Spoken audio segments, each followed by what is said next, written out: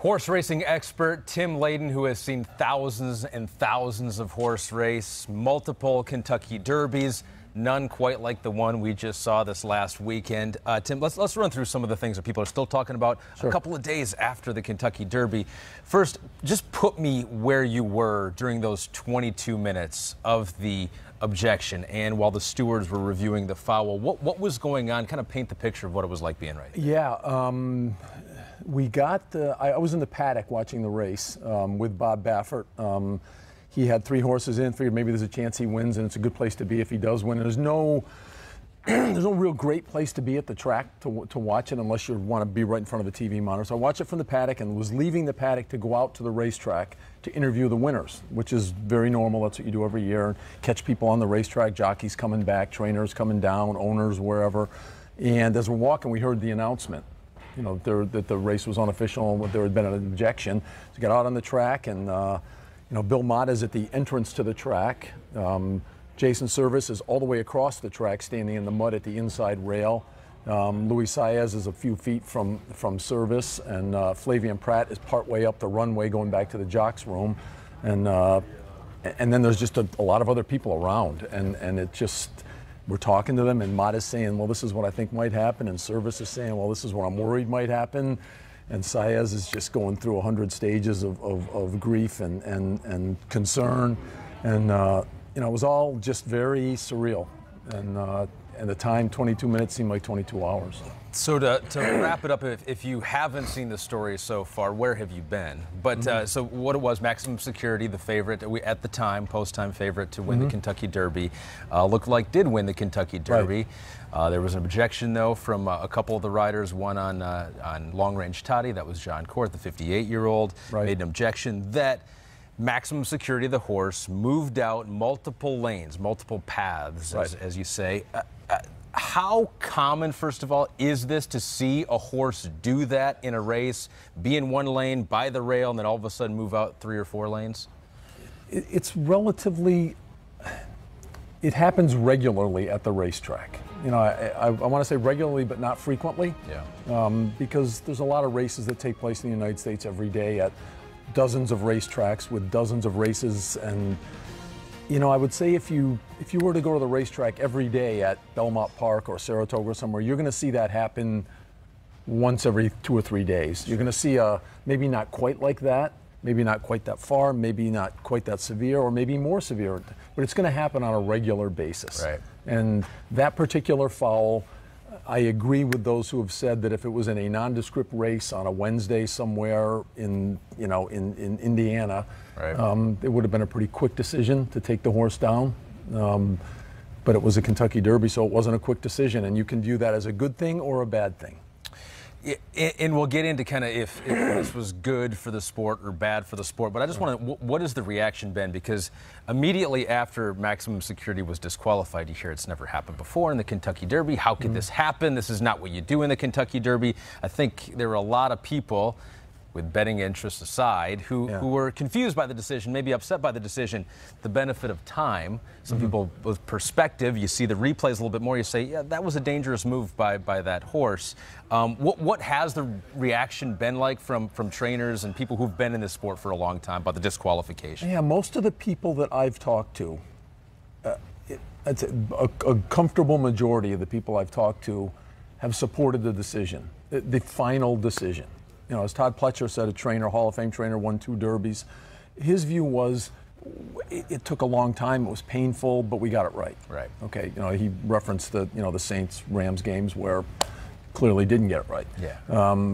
And at the same time, there were mistakes made along the way. And then there are people who don't think it was a great decision. You know, Bob Baffert talked to me, and he doesn't think that you should ever take a horse down in the Derby unless it's really, really bad, and he doesn't think this was bad enough.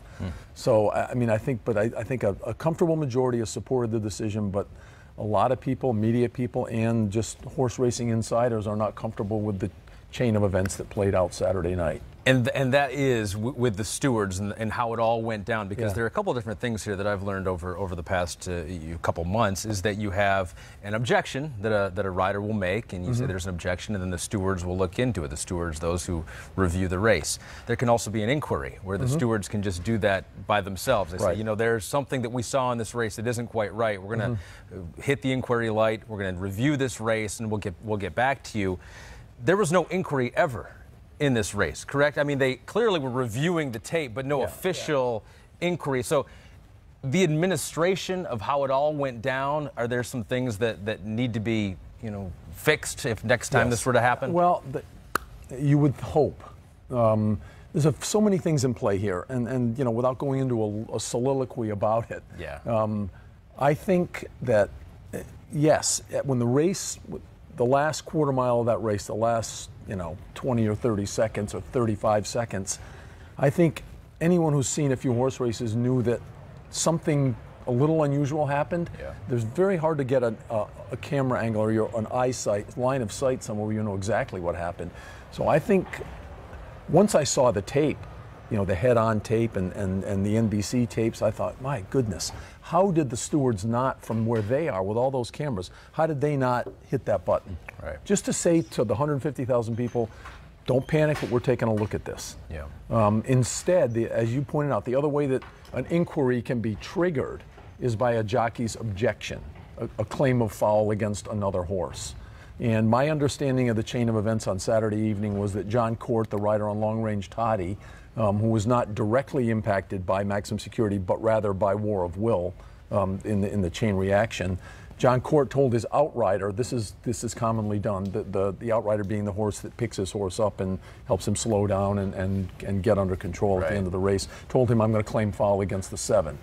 And Court came back and immediately did that. He was the first person to get on the phone. There's a little phone by the finish line, by the scales where the jockeys weigh in with their tack on their arm. Then they can go pick up the phone and call the stewards. Court did that. And then, again, my understanding of the events is Bill Mott, who's the winning trainer with Country House, had 2 horses in the race, the other one being Tacitus, who was the co-favorite, essentially, you know, with mathematically slightly different. I'm sorry, Improbable was a co-favorite. Tacitus was like the 3rd choice. And the jockey Jose Ortiz on Tacitus came to Mott and said, hey, there was some nasty stuff going on out there. I think the 7 should come down, 7 being Maximum Security. But Mott didn't ask Ortiz to claim foul and to call the stewards because he finished a little further back and wasn't going to be elevated to win. So Mott then saw Flavien Prat and said, I want you to claim foul against the 7, which again, people are a little uncomfortable with because he wasn't directly impacted by the 7. And that is a major part of the discussion from what you hear from people in the industry for a long time, is that it wouldn't, while it was a dangerous move for Maximum Security, he was the best horse in the race. And through the history of the Kentucky Derby, 145 years, the best horse that day should win the Kentucky Derby. And as you said, it wasn't Tacitus. Maybe War of Will had a run in him to catch Maximum Security, maybe not. But there are a lot of people who are uncomfortable with it, is that, yes, it was dangerous. It shouldn't have happened. But it is the Kentucky Derby, and the best horse on that day should always win the Kentucky Derby. What do you think about that? What's the reaction? Yes, a lot of people feel that way. And I feel that Maximum Security was the best horse and would have won any kind of a fairly run race. He looked great. And it was his kind of racetrack, and he got the tactics in his favor. I believe he was going to win that race. At the same time, there's 2 other things in play. One is we don't really know that what I just said is true, that he was going to win. I do think War of Will was loaded. A colleague of mine, a couple other people said, watch it. He recovered quickly and then got running again and didn't have it. And my view is, well, he went through a very traumatic thing. Maybe he wouldn't have flattened out, you know, if that hadn't happened. I'm very much of the view that once that happened, we don't know what would have happened, although I believe Maximum Security would have won, but I don't really know. I don't have that crystal ball, and I don't like that kind of thinking an awful lot. The other issue is, and again, something we couldn't ask the stewards, how much did you consider safety as an issue there? I mean, with the year that we've had in horse racing, if Tyler Gaffalione and War of Will don't stay collectively keep that horse upright, if he goes down, at the very least, there's going to be a lot of crazy things happening behind him, and a very sore jockey and a very sore horse, and at the worst, a catastrophe. Right. And I'd like to know, the stewards, certainly the way it's worded, that certainly that would have been one of their considerations. We don't know for sure if it was, but I think that if that was taken into consideration, it's a good thing. We don't know, because they didn't. The stewards didn't talk at Churchill Downs. Are you uncomfortable with the fact that they didn't take questions, that they didn't have more accountability to their, even if they got it right, ultimately the decision, and a lot of people think they got the decision right, the fact that they didn't take questions on it, there was not more transparency in a sport that's, you got to have a lot of transparency when you're dealing with that many millions of dollars. Yeah, and animals that have been dying in the winter and jockeys that are in danger. There's a lot of things going on in that ecosystem. And I just want to say, Ahmed, up front, I totally get why the stewards were overwhelmed by the situation. You know, there are 3 people, 2 state employees and an employee of Churchill Downs, who work very anonymously every day. I mean, if you're not a real hardcore horse player, you're not at Churchill Downs angry at the stewards for something they did to your horse. But at the Kentucky Derby, that all changes. And suddenly there's a very bright light on them. And I think they were overwhelmed by the moment. Maybe they got advice to be careful what they say, because there could be lawsuits. That's understandable too. But I hope in the future there's something put in place where if that happens again, go ahead, give your statement, and then take 5 questions, 3 questions, and from either a pool reporter or a press conference, whatever, any way you want to do it. Right. But if you're not comfortable with a question, you just say, I'm not comfortable. I'm going to say no comment, and that's going to create a problem too. But at least we're moving in the direction of where somebody could have asked them Saturday night, were you going to put up the inquiry light? Did you consider safety of the other horses and jockeys in the race? That's where I would have started. Yeah. And we still might get that, but important that it happens with relatively close after the decision is made. Mm-hmm. So this might not be over. So Maximum Security, disqualified. That group, Gary and Mary West, the owners of Maximum Security, filed an appeal. You really can't do that in the state of Kentucky, and so that was basically thrown out almost immediately. Mm-hmm. But you can always go to court, and you can always fight it in court. How likely do you think that is? It's hard to say. I mean, again, nobody's taken the Kentucky Derby to court since 1968 with Dancer's Image, and Peter Fuller, the owner of Dancer's Image, fought that for 5 years till he basically ran out of money and threw up the white flag and never got ascended back to first place. Yeah. That wasn't a riding thing, that was a drug thing. He had an illegal drug in his system. So we're in uncharted territory. 51 years is a long time. A lot of things have changed.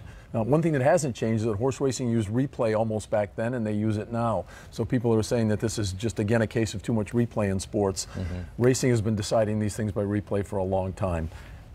I assume that Gary West has enough money to hire very good lawyers and take this to court for a long time.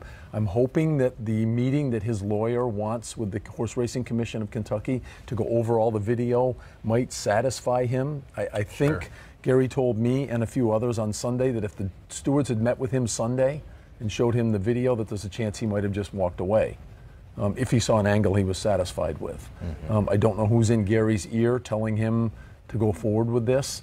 But the sense I get from past history and from legal opinions is that there's very little chance of this succeeding at this point. But he certainly has the resources to take it forward if he wants to. You brought up and I wasn't planning on asking you about it, but the use of replay and the fact that it's been done in horse racing for a long time. And there is a bigger discussion on replay, what it brings and what it takes away from a sport. It can take away that immediate jubilation of a touchdown catch because okay, this is probably going to be reviewed. It can now take away the immediate jubilation of a Kentucky Derby win at the finish line because you got to, in the back of your mind, you're thinking, okay, they got to look at the tape. Maybe something happened a couple furlongs ago that we don't know about. The use of instant replay, good in many respects, bad in some respects. How do you see it? Well, I think, first of all, I mean, when it first was becoming a big thing in sports, I was very anti-replay. I love the uncertainties and the human error. But I think that toothpaste is out of the tube at this point, and technology is only going to become more efficient at adjudicating these things. So, I mean, that's not going to change. And, in horse racing, you know, again, one of the first big races I ever covered when I was still in college was the affirmed Aladar Travers in 1978, which was decided by a very famous foul where one horse cut off another at the right on the rail, and could have been very dangerous. And I can remember watching the replays, you know, 41 years ago. So this is not a new thing in horse racing. Yeah. And, you know, whether it's too much, I mean, this is I mean, for me, when I got down onto the track Saturday, I didn't know, I wasn't sure nobody was quite sure what was going on. Horse racing is chaotic, and you really do need a replay to see what happened. Yeah. I mean, football players run at 20 miles an hour on the field, and rarely that fast, 25 miles an hour if they're all out on it. And horses are going 35 or 40 miles an hour, and there's more of them, and there's jockeys involved. It's very hard to see in real time what happened. I got down on the track, and the first time I saw the head-on replay that the stewards saw, where you could see maximum security just move across the track, and everything that, as soon as I saw it the first time, I thought, okay, well, this is over. You know, it's a Kentucky Derby, but this is over. And I've seen other replays since then, both NBC shot of War of Will's legs going between Max and then bumping on their hindquarters, and the track shot, a pan shot that you can see him slide across the track. So, I mean, replay is very valuable in this case, and no other way to figure this out. Right. I mean, the 22 minutes was tough, but again, would you rather go 5 minutes and get it wrong, or 22 minutes and get it right? And as you say, it's happening so fast that how do you make that call in the moment without taking a step back and looking back at the video and the replay? Yeah. So looking forward now, this sets up for some pretty intriguing storylines. I mean, first of all, no one's talking about Country House, the winner of the Kentucky Derby, who wasn't necessarily, you know, a beneficiary. He was a benefactor of what happened, but he was not impeded by the foul. 65-1, the largest long shot in Kentucky Derby in the last 106 years, I believe. Yep. He's going to the Preakness. Do we know that for sure? Yeah, we don't know it for sure, but Belmont, because he's raced a lot. It's been three races last 6 weeks. Yeah, he had to run. He had to dance every dance to get into the Derby. And he was one of the last horses in. And you know, Mott told me the week of the Derby, he said Country House needs something good to happen to win. You know. Are we not giving him enough credit for the race that I think we're giving him appropriate credit. Actually, you know, I think if Maximum Security had run a straight line, and War of Will had been able to finish, and Long Range Toddy had been able to finish, and even Bodie Express had been able to finish, I'm not sure Country House does much better than third or fourth or fifth.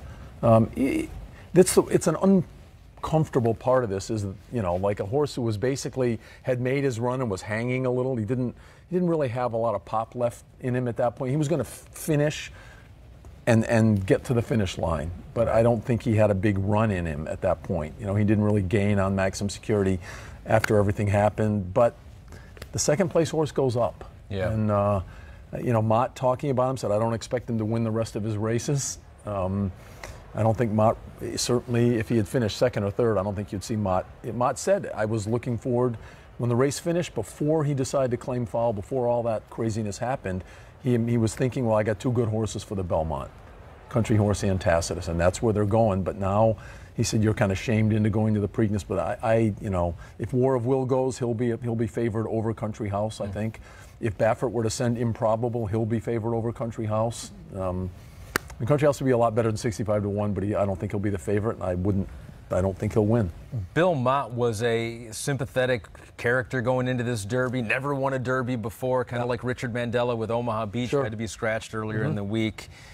This is not how he wanted to win his first Kentucky Derby. What has he said to you about that? He just said he said by Sunday morning, he said he was already tired of apologizing for winning the Kentucky Derby. He was proud of his horse, proud of his rider, happy for the owners, but at the same time, he had a very acute awareness that people will be talking about this Derby long after he's gone and his kids are gone. Yeah. As that Derby, the first Derby that the winner got taken down, and Country House was a possibly undeserving beneficiary of what happened. Sure. And that's a tough way to win the Derby. And you know, I feel bad for Mott. He deserved to win one at some point, but this one is always going to have an asterisk. You say he's tired of apologizing. Does he feel the need to apologize? Are there others within the sport that think he did not handle this correctly, that he should not have had Flavien Prat go and claim foul because his horse was not really affected by what happened at the that thinking has gained some momentum in the last 24 hours. I don't think no one knew about that Saturday night, and Mott he said, he talked about the situation and said, Jose Ortiz came out and told me, and a couple questions later at a little, press gaggle on that, I said, Bill, was it something you saw that made you claim, or was it what Ortiz told you that kind of had you push Flavien Prat over to the phone? And he said it was Ortiz, and so since we finished second, I figured we should claim, because if that horse is coming down, we're going to win the Kentucky Derby. And I think that thinking, while perfectly logical to racetrack people, makes it's a little less sympathetic, I think, to the average fan. It sounds more like he was an opportunist, but I think a perfectly genuine opportunist in that point. But it's just a little hard to embrace, a little harder for the average fan to embrace. And again, Ahmed, that horse was 65 to 1, so he didn't have nearly as much money bet on him as the favorite. So that's going to change. That's going to influence reactions. And ultimately, it wouldn't have mattered, because another jockey, as we mentioned, had also filed an claimed an objection. And again, something else something else you would have wanted to ask the stewards is, obviously hearing from two jockeys got you guys moving. Yeah. Would it have been any different if it had only been one? If it had only been John Court, would you have looked at it and said, well, he wasn't bothered that much? Sure. Or was it any number of claims would have got you to sit down and look at that tape? Well, the fact that War of Will and Tyler Gaffalione, who we've talked most affected by what maximum security did not claim foul, is a little bit of a head scratcher too. Yep, people were uncomfortable with that, and Mark Cassie's explanation, Mark Cassie, the trainer of War of Will, whose jockey was Tyler Gaffalione, his explanation for that was Tyler came off, he was clearly shook. He said, boy, it was rough, right there. I had some stuff going on with the 7. And Cassie kind of looked up and said, well, we finished 7th. Same kind of thinking as Mott. We finished 7th. I'm not going to claim foul in the Kentucky Derby against the winner so that we can move up to 6th. And then Cassie said when he looked at the tape more closely later and saw how bad it was, he felt like maybe it would have been appropriate to claim foul because of what could have happened behind his horse. And he was very strong. He said people and horses could have died. Again, that's apocalyptic language, but it's horses weigh 1,000 pounds, the jockeys weigh 100. There were 19 of them. Bad things could have happened at a time when bad things have happened in racing, and it's hard to know what would be left of the sport right now if a whole bunch of horses went down. But I think Cassie also said what you just alluded to, which is that two jocks had already claimed. They were going to look at it at that point. Just like if the stewards had talked, if the stewards had put up an inquiry light, if Gaffalione had claimed, I think there would be a little less outrage out there than there is now. So when do we see the rematch? When do we see the rematch of Country House, War of Will, Maximum Security, Belmont? We're going to see it at some point. Yeah, I wouldn't be. I don't know if Maximum Security is a Belmont horse. He could be. He's a very talented horse, and I think Mott. If Country House runs the Preakness, which we think he will, and doesn't win, I can't see why he'd wheel back in the Belmont. I would expect to see Tacitus there. So I gut feeling without reading tea leaves, I would think Saratoga maybe. For a rematch or the Haskell. Maximum Security, Jason Service is a New Jersey trainer. I wouldn't be surprised to see that be his next big race, unless he goes to the Belmont.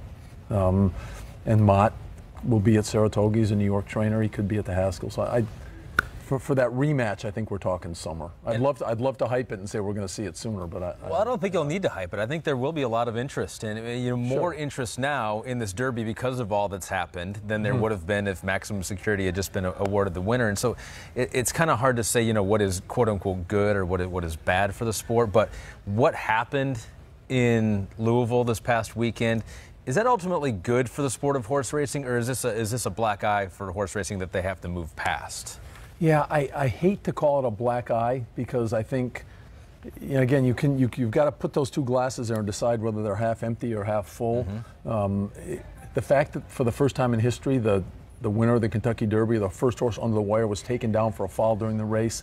Nobody's really comfortable about that. It leaves everybody feeling a little empty, and that's disappointing.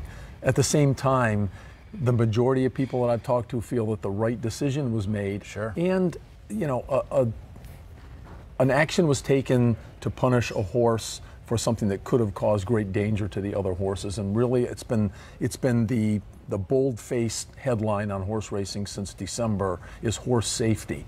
So they took an action that punished a horse and a jockey for an act that could have caused horses and people to be hurt. And there has to be some good in that. Yep. But in all of it, nobody's going to feel great walking away. You know, but I don't think there's the universal outrage that there was after the Saints-Rams games, for instance. I think it's a little better than that, but you can't feel good, but I feel okay. 100%. When you're dealing with horse safety, human safety, with the jockeys that are riding, I think a lot of people understand the decision and support anything that can make the sport a little safer, especially because what has happened in Santa Anita earlier this year. So how does this change the sport, perhaps going forward? Because you said before, in a claiming race at Keeneland, the third race of the day, maybe this is standard protocol. The horse would be disqualified, sent down. But now we have this precedent set of the Kentucky Derby. If the horse or the jockey does something dangerous in the Kentucky Derby and wins, he can be sent down. Do you think it changes how we look at every race going forward? That at any point, no matter the stakes in the race, that you got to look at the video because there could be a potential problem, a safety issue that could get you sent down. Yeah, I think the bigger thing is, you know, and you touched on it kind of like Baffert said to me, you can't object in the Kentucky Derby. It's always a rough race, 20 horses. It is different from any other race in America or in the world. 20 horses on dirt, 3-year-olds, 160,000 people. You're going to have stuff happen, and you got to let it go. That's Baffert's view. I don't share it, and I think some people, certainly many people do, but not the majority. So I think they're going to have to consider that. I think, you know, our Randy Moss had a great point, which is that if you don't take that horse down, you're telling the jockeys anything goes, and we're not going to punish you. And I think that could lead to jockeys taking huge chances in the future. You know, with their own.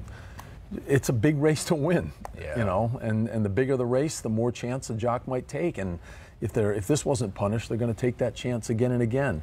I hope this leads to Kentucky and Churchill preparing the stewards better for the eventuality that this could happen again. You know, I think that they've been going to work for 145 years there and have never had to do this. And when you've never had to do it long enough, you think maybe you never will have to. Right. You certainly don't want to. So I think somebody with public relations experience or crisis management experience or horse racing experience, you know, or a panel of trainers and jockeys and media, whatever, to get together with the stewards and say, we got to be ready for this to happen sometime in the future. We really need to be aware that this isn't just something that's never happened. Now it has happened. And we got to have our stuff together better if it happens again. And I hope they do all that. And I hope hope there's a more seamless process. And we've seen this in other sports where the process often isn't seamless, where an umpire or a referee doesn't talk or does talk and doesn't say things that line up with what people saw. But, you know, we're in an information age times 100. And you've got to have your act together when something happens. And I hope all these people are more prepared next time. Interesting on that front. I was talking to Nick Luck, who's part of our broadcast team for NBC, covers a lot of races out in England as well. He said it is not uncommon for when there's an inquiry of the stewards they drop one of their microphones right in there as the stewards are talking, looking at the tape, discussing what they're seeing in real time. Would make for great TV, so selfishly I think that would be a great thing for the world of horse racing here in the States. But it makes a lot of sense when you're dealing with millions of dollars on a race to have that full transparency. I don't know if it would ever get to that point where you could drop a microphone in the steward's office so you could hear exactly the conversation that's taking place, but that's ultimate transparency right there for horse racing. I said to somebody I was talking to yesterday in another interview, I just said, I don't know if we want to see the sausage being made. Yeah. But we'd like to know afterward how it was made. Sure. You know, if that makes any sense. And at racetracks everywhere, when you get an objection and a DQ like this, you often see the track announcer narrate a video for the crowd and say, this is exactly what the steward saw with graphic on the screen showing what happened and where, and they didn't do that Saturday night. I mean, obviously there was an emotional thing, people booed, and they had a victory ceremony to do, so it's different. The Derby is different, but if you're going to stick with the rule that the Derby is going to be adjudicated like any other race, then you have to explain it like any other race. Yeah.